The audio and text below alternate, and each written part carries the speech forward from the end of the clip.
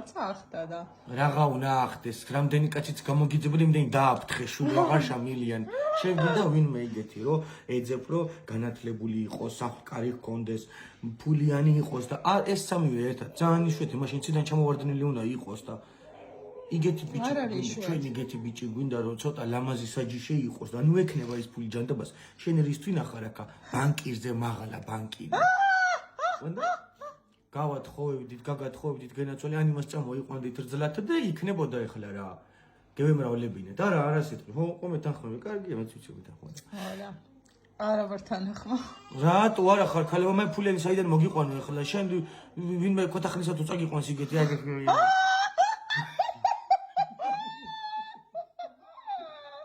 მე ვიცნობ ეგეთ კაცს. 67 წლისა. კარგი კაცია, მეულუდი იქვია. უბრალოდ ცოტა ეგეთ რაღაცებს.